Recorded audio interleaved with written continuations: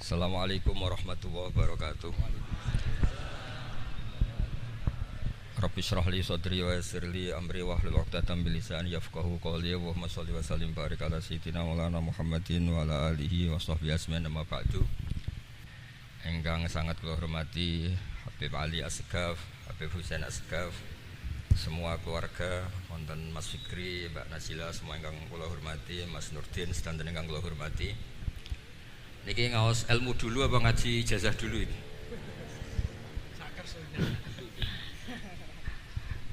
Ini kok malah aneh. Mboten usah ribet. Mboten Cek 1 2. Pakai ini, tidak usah ini aja.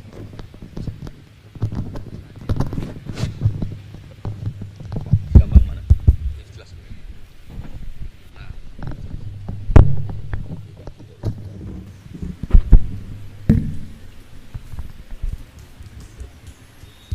Ya, niki ngaji ilmu dulu, nanti bagian terakhir ijazah. Bismillahirrahmanirrahim. Ini riwayatul Bukhari.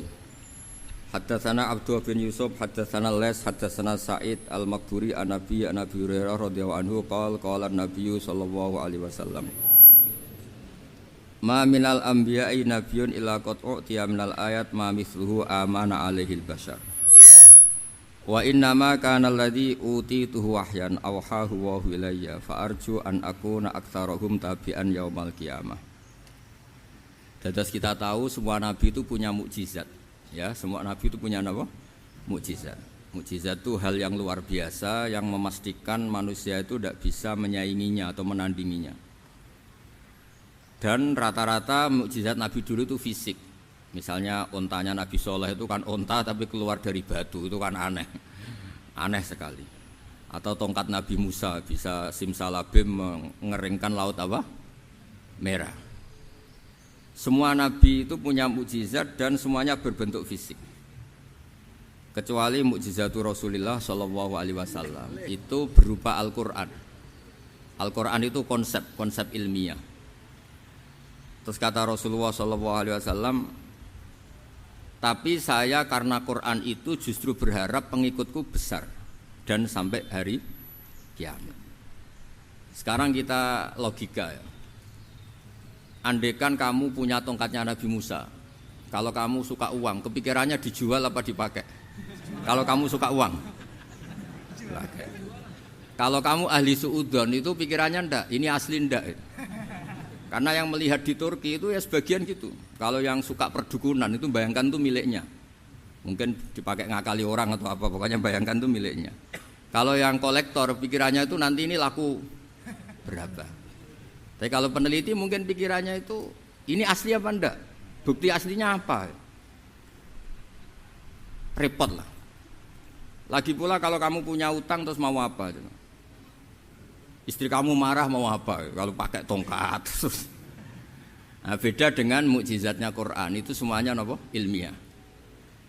Orang yang sedang harmonis dengan istri bisa pakai ayat di antara ayat-ayat Allah itu apa? Wa ja'ala bainakum mawaddatan warahmah.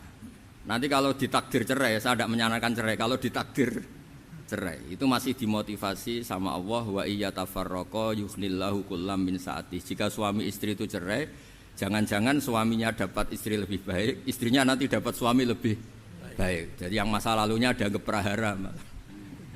Kan banyak orang suaminya meninggal ketika nikah lagi ditanya, kangen sama suami pertama, alhamdulillah ini lebih baik.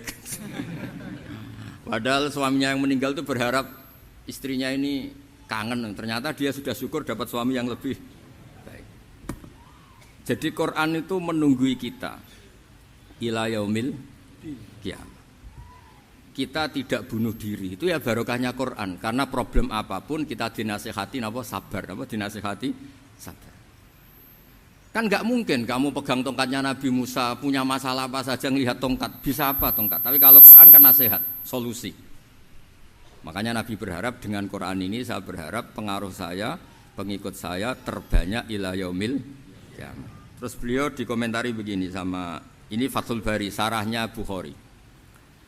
Al-muradu anna mu'jizatil anbiya inqaradat binqiradi a'sorihim. Falam yusyahidha illa man hadaraha. Problem mukjizat nabi-nabi dulu itu kan fisik. Sehingga yang tahu kalau Nabi Soleh punya unta yang ajaib itu yang tahu ya hanya yang hadir saat itu. Yang tahu kalau tongkat Nabi Musa bertuah itu juga yang tahu hanya yang hadir saat itu. Selebihnya tahu tongkat ya di museum. Tapi kalau Quran menjadi solusi, menjadi panduan, menjadi pegangan itu ila yaumil qiyamah. Kita beri contoh ya Quran panduan yang paling gampang misalnya begini. Dulu ini cerita ya. Dulu itu ada orang kafir cerdas namanya Jubair bin Mut'im.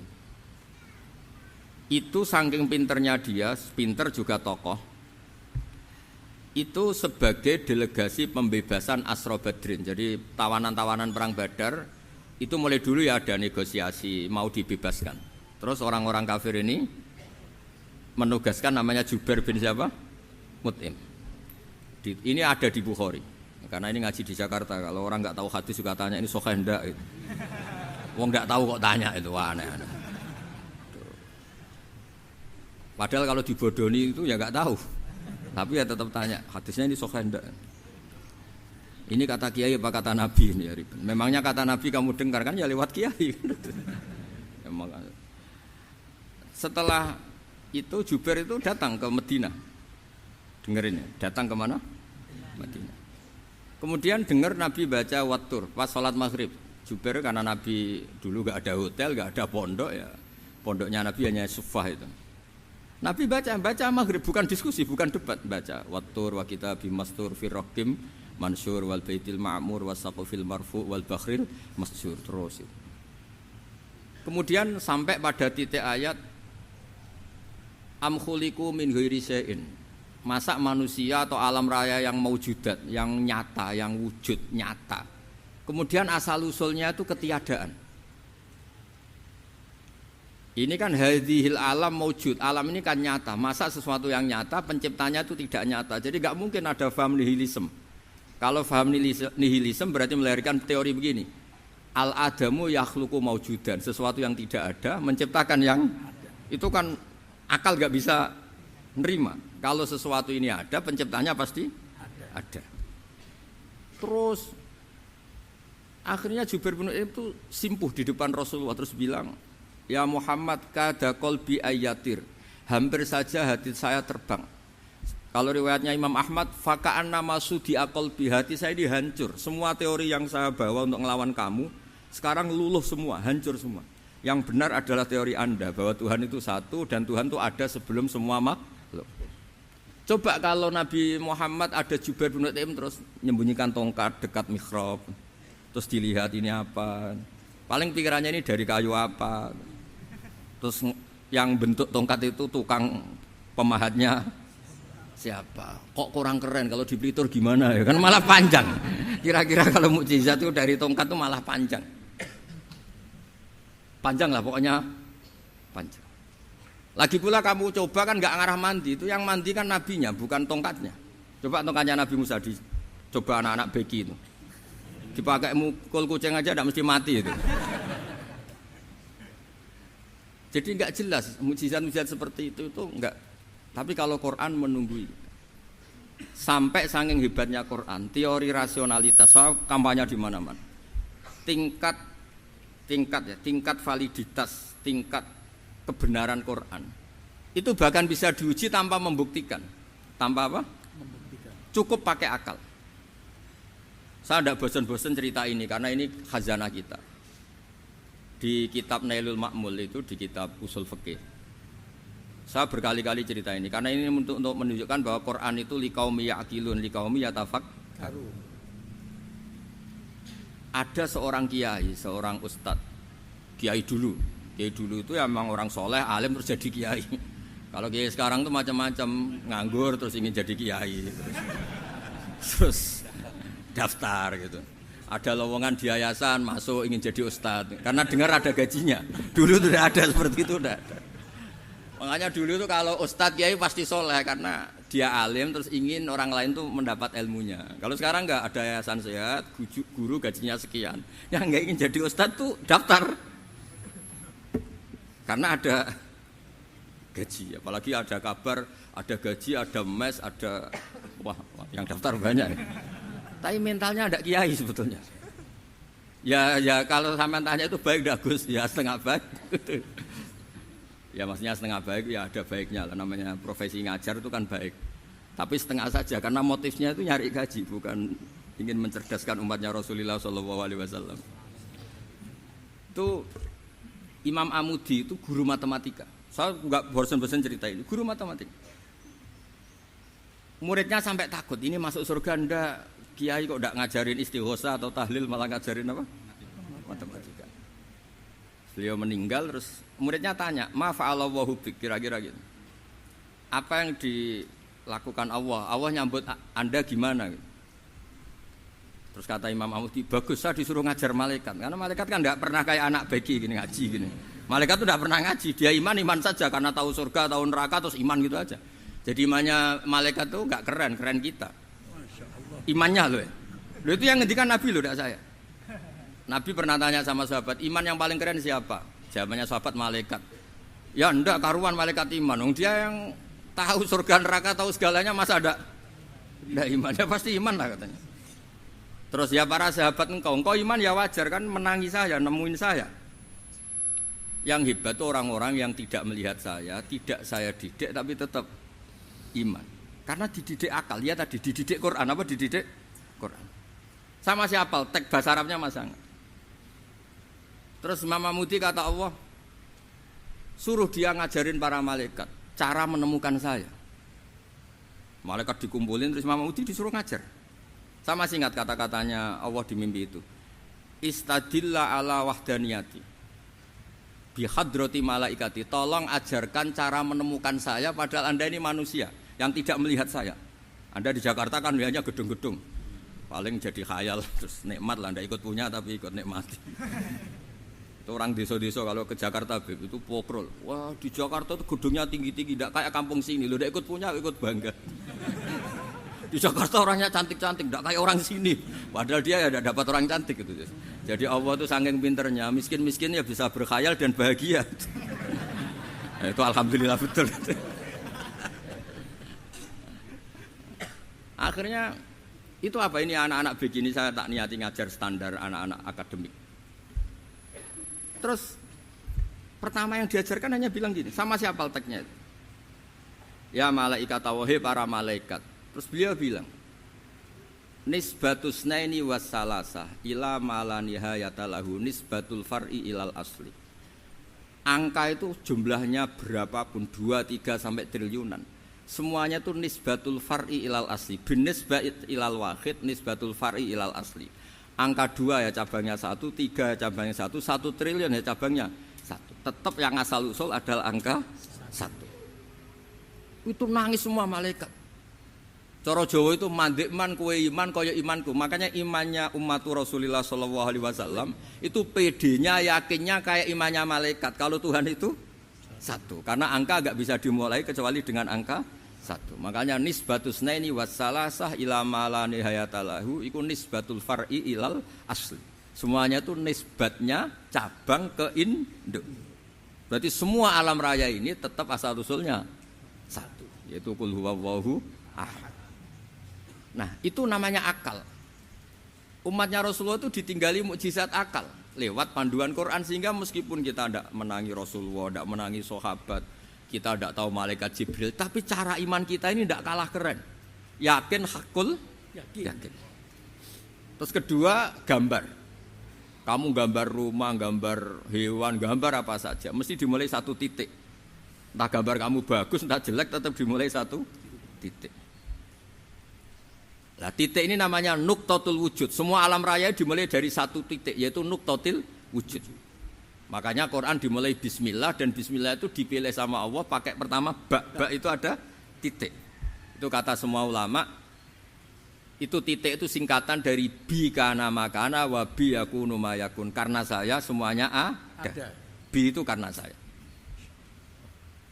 Jadi makanya santri-santri beki tidak usah bayangkan kamu jadi wali terus bisa terbang ke Mekah, tidak usah. Kalau terbang ke Mekah ya sudah umroh aja bayar. Kalau enggak ya maklaran KBH atau apa. Pokoknya cari gratis itu. Ya gratis kan, dapat orang 10 gratis 1. Terus orang enggak umroh-umroh dirayu-rayu supaya umroh. Repot. Itu pelanggaran fikih itu. Kalau orang punya utang itu wajibnya nyaur utang dulu gitu. Wah, repot. Saya itu juga sering bingung di kampung-kampung. Gus sama umroh. Kenapa? Dapat gratisan. Minta uang saja buat nyaur utang. Enggak boleh, Gus. Wah, secara fikih yang wajib itu nyaur utang bukan umroh. Enggak boleh Gus diminta uang, enggak boleh, harus umroh. Udah gitu saya ini bingung Gus mau umroh. Enggak nikmati. Kenapa? Disuruh ngajar, Gus. Repot semua kalau ibadah mergawe ya gini bingung semua. Ya saya mohon anak-anak BK semua yang seneng Quran itu harus seneng sampai kayak saya sehingga tahu istidlal mencari Tuhan dengan cara tauhid yang berbasis akal. Itu sedzahir imannya malaikat. Jika di klasmen iman itu manusia ulul ilmi, kita-kita yang nekuni ilmu itu nomor 1 prakteknya. Karena nomor 1 itu Allah karuan kan syahidah Allah kan enggak tertandingi syahidah wa annahu la ilaha illallah terus wal malaikatu malaikat kan karuan karena langsung menyaksikan surga dan ketiga apa wa ulul ilm berarti prakteknya kan nomor 1 kalau kompetitornya semuanya manusia ulul ilmi nomor berapa 1 kan nah nomor 3 kan dari Allah malaikat ulul ilm berarti kalau kompetisinya antar manusia nomor berapa 1 kan. Nah kenapa ulul ilmi di nomor 3 kan tapi dari Allah, malaikat, ulul. Kerennya kayak apa? Karena cara iman ulul ilmi itu enggak ada ragunya sama sekali. Kamu ragu enggak kalau 2 itu cabang dari 1, asalnya 1? Enggak pernah kan ragu kan? Semua gambar seruat apapun dimulai dari 1 titik, ragu enggak? Enggak kan? Nah imannya umatnya Nabi karena dipandu oleh Quran itu seyakin itu, sehakul yakin itu. Nah itu terus Jubair bin Mut'im jadi iman. Am khuliqu min ghairi syai'in am humul khaliq. Terus kata Allah lagi, kalau kamu tidak percaya saya yang bikin langit bumi ya gampang dong. Kamu saja yang ngomong kalau kamu yang bikin. Paling orang sepakat kamu stres. Terus hanya ayat gitu, am khalaqus samawati wal ard. Kalau kamu tidak yakin Allah yang bikin ya silakan Anda klaim saja kalau kamu yang bikin langit bumi. Bala yuqinun. Kamu juga enggak mau kan dibilang stres. Nah ini terus saya teruskan ya. Makanya mukjizat terbesarnya Nabi adalah Al-Quran. Karena Al-Quran itu cerita tentang hukum-hukum akal, cerita tentang logika-logika peradaban. Misalnya logika peradaban, contoh paling gampang. Di Quran itu ada sekian ayat yang Allah cerita peradaban. Misalnya wa ahsinu innallaha yuhibbul muhsinin. Itu dikutip terus kemudian disimpulkan dalam peradaban. Kata Sayyidina Ali karramallahu wajhah ngendikannya gampang. Ahsin man syi'ta takun amira. Kamu berbuat baik saja sama seseorang, maka otomatis kamu akan jadi pemimpinnya. Ada orang enggak tamat SD, enggak tamat papa, gobloknya minta ampun. Tapi karena gaji seorang pakar. Oh, kamu tak gaji 1 bulan 1 miliar. Perusahaan saya jadikan besar. Itu dikongkan ngalor ngidul ya nurut. Hanya karena dia ihsan. Terus wastaghni amman syi'ta takun nadhira. Saya ulang lagi. Wastaghni amman syi'ta takun nadhira. Dan kamu jangan butuh orang lain, siapapun dia, maka kamu akan setara. Misalnya ada menteri orang antri mau salim, tapi kamu tidak butuh kan tenang saja. Tapi kalau kamu butuh, habis kamu. Ya kan, kamu tidak butuh seseorang, maka kamu posisinya akan setara. Kamu harus sopan karena punya utang jasa. Kalau nggak punya apa-apa kan setara. Ya enggak? Misalnya kamu jajar rektor atau jajar menteri, jajar apa saja. Kalau kamu tidak punya utang kan, kamu jajar menteri tidak punya utang. Sama jajar satpam tapi punya utang, takut mana?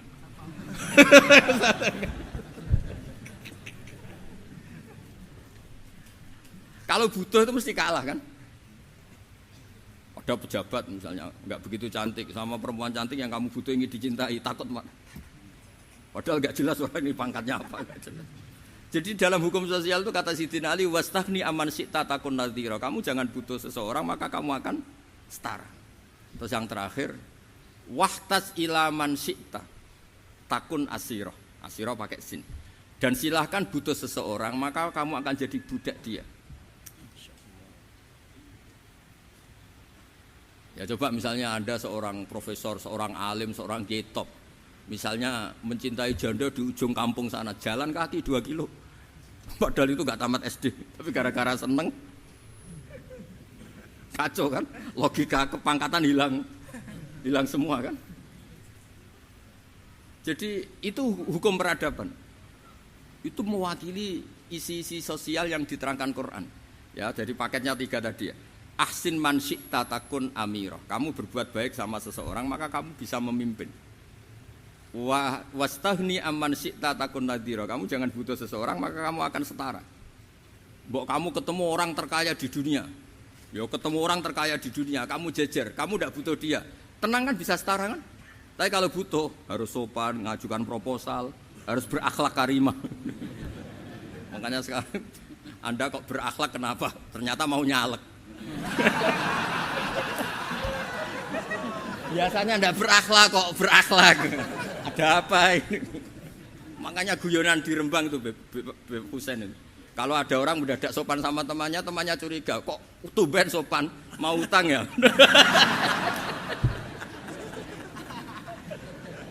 Di zaman akhir itu kacau.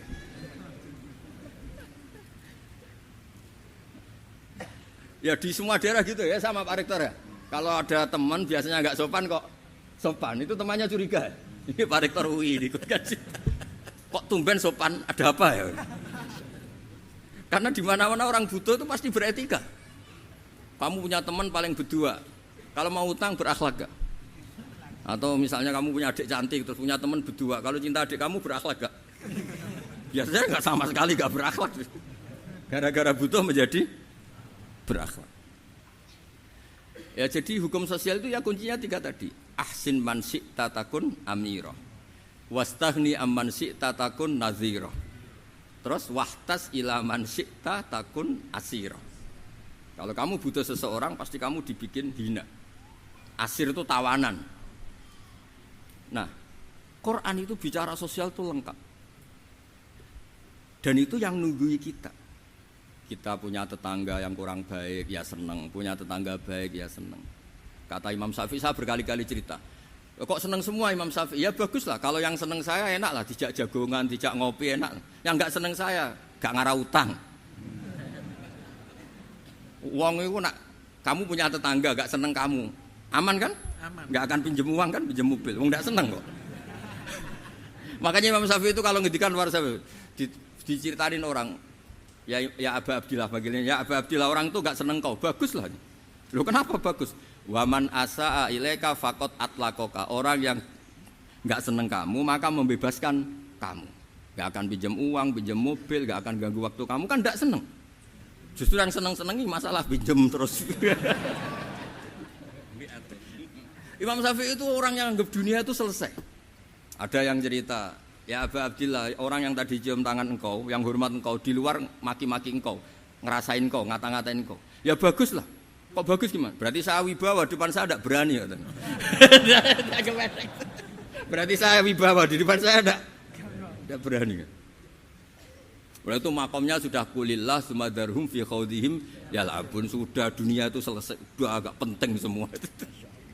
Nah, itu kalau kamu anak-anak beki ahli Quran sudah ayatnya kulillah sumadarhum fi khawdihim yal'abun, sudah lihat Allah saja agak penting, makhluk-makhluk itu. Dah makhluk semua agak penting, sepenting Allah. Nah kita ini ditunggoni mukjizat seperti itu. Bayangkan misalnya kita ditunggoni tongkatnya Nabi Musa. Saya ngajar di sini terus ini tongkat. Terus nanti yang tanya, Gus itu kayu apa Gus? Nanti yang kolektor tanya itu harganya berapa Gus? Ruwet apa? Terus yang ahli suudon itu asli gak Gus? Wah. Yang ahli suudon kan mesti tanyanya gitu, itu asli enggak Gus? Repot-repot pokoknya. Tapi kalau Quran kan jelas, kenapa? Jelas. Ya terus saya teruskan. Fala yamurru terus al murad anna mu'jizatil anbiya in qaradat binqidari aqsam wa mu'jizatul Quran mustamirratun ila yaumil qiyamah. Wa kharquhu lil adat fi uslubihi wa balaghatihi wa ikhbarihi bil mawhibat. Terus kata ini yang ngarang Fathul Bari sarahnya Imam Bukhari. Fala yamurru asrun minal aqsar illa wa yadharu fihi syai'un mimma akhbaru bi annahu sayakun yadullu ala sihhati da'wahu. Wa hadza aqwal muhtamilat. Wa takmiluhu fil ladzi ba'da. Wa qilani ya. Anal al makna anal mukjizat al madiyah kanat khissiyatan tusyahadu bil absar kana qati sholih wa asa Musa. mukjizatnya nabi-nabi dulu itu hanya penyembuh, hanya pelengkap, hanya nuruti keinginan mata. Seperti dahsyatnya apa? Laut Merah diseblak apa dipukul sama tongkatnya Nabi siapa? Itu semuanya itu hanya memanjakan mata. Urusan mata. Terus wow itu. Tapi kalau mukjizatnya Nabi Muhammad itu berdasar akal. Maksudnya berdasar akal nih dengerin ya. Dengerin betul. Ketika Laut Merah terus tersibak kan, wow itu keren kan? Terus kita bilang, menyimpulkan, wah kita tidak akan mampu. Itu bodoh sekali kesimpulan kita tidak akan mampu. Meskipun bikin nyamuk Anda juga tidak mampu. Loh untuk memutuskan tidak mampu saja kok sampai pertunjukan seperti itu tuh laopo, cek goblok gitu. Nah kalau kita karena umat yang pinter untuk memaksa kita nggak mampu, Allah bilang innallaha la yastahi ayadriba mathalam ma ba'ud. Kita melihat nyamuk langsung berkesimpulan tidak mampu. Saya berkali-kali cerita nyamuk itu sudah kecil, masih punya urat, uratnya kayak apa? Masih punya kuman, kumannya seberapa? Ya enggak? Nyamuk itu kecil, punya organ tubuhnya punya urat. Itu kalau kamu pinter, antara tongkatnya Nabi Musa menyibak Laut Merah sama nyamuk itu sama-sama berkesimpulan melahirkan satu faham bahwa kita tidak mampu. Loh untuk memaksa tidak mampu saja kok nunjuk pertunjukan ada onta keluar dari batu, Nakotu Soleh, ada tongkat yang bisa mengeringkan Laut Merah. Cik goblok ya. Lah kita alhamdulillah tidak jenis goblok yang seperti ini. Untuk ikrar bahwa Allah itu hebat ala kulli syai'in cukup lihat nyamuk, kagum kan? Sudah tidak usah bikin hidup. Saya berkali-kali mencontohkan. Para pemahat tak suruh bikin patung gajah itu mampu. Tak suruh bikin patung nyamuk kalau bisa. Nyari materi dari apa coba? Gampang mana bikin patung gajah sama patung nyamuk? Gajah, makanya Allah bikinnya contoh itu untuk ijaz itu pakai nyamuk bukan pakai gajah.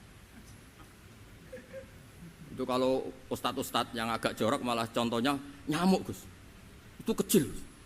Itu kayak apa? Di dalamnya dia hamil. Itu anaknya kecil lagi, telurnya kecil lagi itu gimana itu cara bikin itu? Makanya di sini ada kitab Itqon, itu komentarnya itu lucu. Ini kitab Al-Itqon karangannya Imam Suyuti. Ini persis komentar saya tadi yang kata Imam Suyuti, pengarang kitab Itqon. Wa ya imma khissiyah wa imma aqliyah. Jadi mukjizat itu ada yang fisik, bisa dilihat indra, panca indra, bisa dilihat akal. Wa aktsaru mu'jizati Bani Israil kanat khissiyah li baladatihim. Bilada itu goblok, wakillati basairihim. Dasar wong goblok. Mukjizat kok ngenteni sing wow. Maksudnya dasar wong untuk ngakui Allah hebat saja kok nunggu hal-hal yang seperti itu gitu. Paham gitu? Mergo likil latin apa aklihim. Wa aksaru mu'jizati hadil ummah aqliyatun li farati dzakaihim wa kamali afwahihim. Dan mukjizatnya umat ini semuanya berdasar akal karena sudah cerdas. Jadi andaikan kita melihat tongkatnya Nabi Musa menyibak Laut Merah dengan melihat nyamuk, kesimpulan kita sama-sama wow, sama-sama keren, sama-sama memastikan kita tidak mampu. Makanya terus Quran menerangkan kita wa ma min dabatin fil ardi wala ta'iri yatiru bi janahihi illa umamun amsalukum. Jadi keseharian kita lihat burung kok terbang. Itu sudah ayatun min ayatillah. Paham nggih? Dados niki kudu bangga ditunggoni napa Quran, nggih, ditunggoni napa Quran. Wa mu'jizatul Quran tusyahadu bil basirah fayakunu mayattabi'u li ajlihi aksar. Terus li annal ladzi yusyahadu bi ainir ra'si yang qaridu bingkiradi musyahidi. Sesuatu yang tampilan dahsyatnya itu disaksikan mata, maka itu bisa habis. Era tongkat Nabi Musa seperti itu habis enggak? Bisa mengeringkan Laut Merah, habis kan? Tapi era mukjizatnya Quran ila yaumil qiyamah. Ya contoh sosial, saya kembali lagi ke sosial. Kamu punya teman awet atau punya istri awet, itu konsepnya ya wal kadhiminal ghaidh, agak gampang tersinggung. Coba kalau kamu setiap tersinggung putus, setiap tersinggung habis, kamu tidak punya teman, tidak punya istri. Sampai kita awet seperti ini, kalau kecewa ya wal kadhiminal ghaidh, ngempet. Termasuk saya ini biasanya ngaji khusus terus baca gini ya kecewa. Tapi barokahnya diwarai Quran wal kadhiminal ghaidha, ngempet Gus, ngempet. Terus kecewa sama teman. Kenapa tidak putus? Karena wal afina aninna, sudah kalau kecewa maafkan. Coba kalau kita kecewa presiden demo, kecewa menteri demo, kecewa orang tua minggat. Ya kalau dicari, kalau tidak kan malu. Saya itu punya teman tak tanya, kecewa Gus sama bapak itu. Kenapa tidak minggat? Malu. Kenapa malu? Takut gak dicari. Itu orang tuh paling malu itu kalau keluar dari rumah nggak di. Saya punya teman lagi, saya ini takut mati Gus. Kenapa? Takut istri saya tidak nangis Gus. Itu kematian terburuk itu kalau sudah mati, tahu istrinya ada nangis. Oh itu malu betul itu. Makanya jangan mati. Pokoknya pastikan orang sekeliling ada nangis itu baru berani mati. Kalau tidak jangan. Ya jadi mukjizatnya Nabi itu luar biasa. Walladzi yusyahadu bi'ainil aqli bakin yusyahiduhu kullu man jaa ba'dal awali mustamirran. Sesuatu ilmiah, sesuatu agama atau apa saja yang logis itu akan abadi ila yaumil. Kayak tadi. Ketika kita kecil diajari apa? Wujud, qidam, baqa, mukhalafatul hawadisi qiyamuhu bi nafsihi wahdaniyat qudrat iradah. Itu ila yaumil qiyamah. Karena kita pasti punya logika tadi. Masa alam raya yang maujud didahului ketiadaan. Kemudian ketiadaan ini kita rumuskan, ketiadaan inilah yang bikin alam raya. Di mana-mana nihilisme ketiadaan ya layu asfiru sayyan namanya tiada ya tidak punya akibat apapun. Yang punya akibat apapun ya sesuatu yang wujud. Loh itu kan ila yaumil qiyamah, sampai kapanpun teori itu akan nunggui kita ila yaumil qiyamah.